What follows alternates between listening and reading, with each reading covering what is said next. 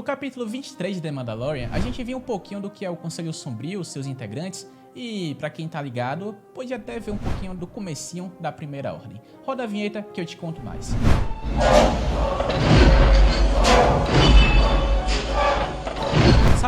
Saudações imperiais. Olha, antes de mais nada, deixa o like, se inscreve no canal e ativa as notificações para você ficar ligado no nosso trabalho. No mais, deixa eu te contar uma coisa. A gente viu lá na Sequels, uma organização que se parece com o Império, fala com o Império, se veste com o Império, usa o equipamento do Império, mas não é o Império, e sim a Primeira Ordem. Mas as maiores informações aqui sobre a organização estão nas entrelinhas de obras, como por exemplo Marcas da Guerra, a trilogia, e agora também em The Mandalorian. Esse vídeo aqui vai ser basicamente uma continuação em cima de um outro que eu já fiz, explicando o fim do Império após a Batalha de Endor e a eventual assinatura do Tratado de Concordância Galáctica após a Batalha de Jakku. Então clica aí no card para você saber mais um pouquinho sobre isso. Mas se você tá chegando aqui e já sabe dessa história toda, ou voltou aqui depois de assistir o vídeo do card, ou não assistiu o vídeo, mas aí vai ficar um pouco mais difícil de acompanhar, mas basicamente é o seguinte: depois que você tem a Rey Sloane e a morte de Gallius Rex pelas mãos dela, o que é que tá acontecendo aqui? Os imperiais remanescentes se dividiram em pequenos grupos, e cada grupo continha um líder em um esforço onde cada qual consolidava o poder em uma parte da galáxia de forma independente, os chamados Warlords, ou senhores de guerra, chefes de guerra imperiais. Ou ao menos era isso que eles queriam que toda a galáxia pensasse. Formado por Moffs e outras pessoas importantes, havia o Conselho Sombrio, visto no início do capítulo 23 de The Mandalorian. Esse conselho que a gente viu aqui, ele vem basicamente lá de trás, lá do próprio Gallius Rex, que antigamente era quem comandava os remanescentes imperiais por trás, né, depois da morte de Palpatine e Endor, enquanto a Rey Sloane ela servia como figura pública desse tal do Império. E o próprio Brandon Hux, que a gente viu nesse episódio, ele fazia parte do conselho original, mas como eu já falei aqui também, o Rax ele acreditava que o conselho era formado de pessoas incapazes. Claro, isso tudo por obra de Palpatine também, né? Ele dizia que os mais fracos do Império não poderiam sobreviver para ajudar na reestruturação onde só o mais forte sobrevive. Então o Rex ele consegue seu objetivo de eliminar os mais fracos por causa da Batalha de Jakku, e o Hux ele foi visto como instrumental nos planos de Rex e aí foi deixado vivo. E aí a gente vem para The Mandalorian. O conselho está reformado, agora com o próprio Hux, Gideon também, o Pellaeon também e outros líderes imperiais aí que a gente não sabe o nome. A galáxia está acreditando que o Império está quebrado, mas não é o caso. Gideon está trabalhando em um projeto próprio, Hux está algo como chamado do projeto Necromante e Gilead Pellaeon está esperando seu antigo grão-almirante, o grão-almirante Thrawn, após o seu desaparecimento em Lothal, lá antes da destruição da Estrela da Morte, como a gente viu lá em Rebels.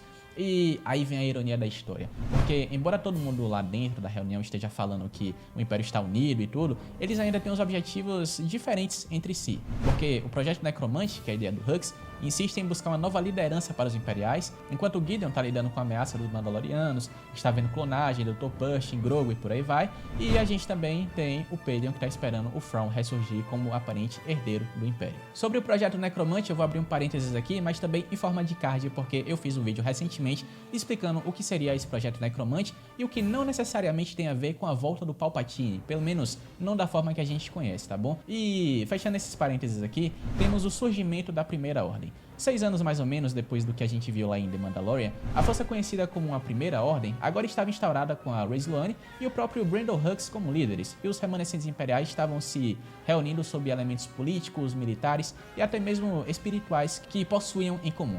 Então, é claro que se parece com o Império. A Primeira Ordem, em termos mais literais, é um segundo império formado por remanescentes imperiais que se reconstruíram, literalmente. E, misteriosamente, nesse meio tempo, surgiu também o líder supremo Snoke, que agora comandava todas essas forças utilizando seu poder do lado sombrio e de longe nas sombras, como a gente sabe, comandava o verdadeiro Imperador Palpatine, tramando seu retorno ao poder. Ao longo dos anos, porém, o que todos achavam serem os verdadeiros líderes foram traídos, mortos ou afastados pelas ações do Snoke. Gallius Rex, falecido pelas mãos de Sloane, a própria Sloane e também Brandon Hux não eram mais nomes que estavam na mesa. Entra uma nova geração para formar um triunvirato nada comum. Uma ferramenta política, Armitage Hux, filho de Brandon. Phasma, sobrevivente do mundo de Parnassus e trazido por Brendol para os Sanques, e agora Ben Solo, mestre dos Cavaleiros de Ren após a destruição do Templo Jedi de Luke Skywalker. E curiosidade, Phasma assassina Brendol a mando do próprio Armitage Hux por vingança e agora ele ascende ao rank anteriormente ocupado pelo seu pai. Mas agora, com líderes e um novo mestre, Eles precisavam de uma armada que colocaria a Nova República no chinelo,